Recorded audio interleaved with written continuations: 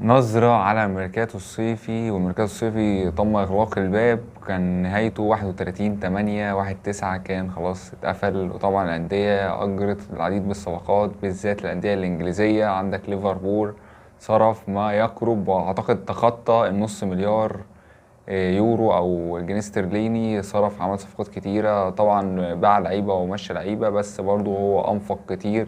يعني عندك يورجن كلوب المدير السابق لليفربول ما صرفش ربع المبلغ ده، وقعد معاهم 5 سنين وما كانش فيه صفقات وما كانش فيه حاجة، بس أخد بطولات كتيرة وعمل إنجازات.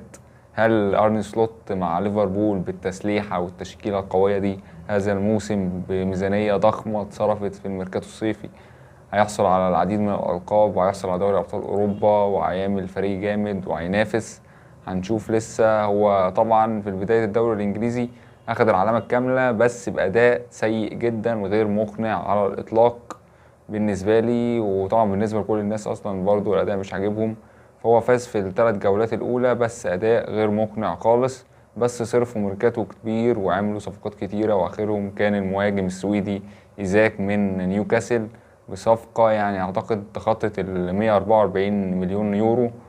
مبلغ كبير، كل شوية نسمع رقم جديد في الصفقة، بس هو أعتقد آخر رقم يعني إيه عدى 144 مليون يورو. أغلى صفقة في الميركاتو الصيفي.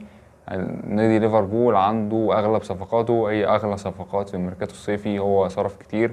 وعندك أرسنال عامل العديد من الصفقات برضو، صرف يعني ميزانية تقرب نص مليار يورو. وعندك مانشستر يونايتد عامل صفقات برضو بأسعار عالية، ومان سيتي مانشستر سيتي يعمل صفقات كتيرة. بس مانشستر سيتي مع بيب جوارديولا يعني بداية الموسم بداية سيئة. يعني أنا شايف يعني عيب على جوارديولا، اللعيبة طبعا عندها مشاكل، بس هو المدير الفني مش عارف يسيطر على اللعيبة، والتشكيل عنده بعض النقص في بعض المراكز. بس يعني انت اخر ماتش برايتون الاخير ده انت كنت كسبان، والشوط الاولاني تكسبه وسكور مستريح. الشوط التاني في جاب كبير في المساحات بين اللعيبه في مشاكل عندها دفاعيه، في استهتار ورعونه. عندك الاساسيين ما ادوش اللي عليهم، ولا الاحتياطي اللي هم المفروض اساسيين برضو. ضيعتوا الماتش وخسروا 2-1 من برايتون، فكان ماتش سهل جدا. بدايه سيئه لمانشستر سيتي، فوز وحيد وخسارتين، فبداية سيئة. ومانشستر يونايتد كان بيحقق أول فوز ليه بفوز صعب جدا 3-2 في الوقت بدل ضايع في الدقيقة 96. كان فوز عن طريق برونو فرنانديز لاعب البرتغالي.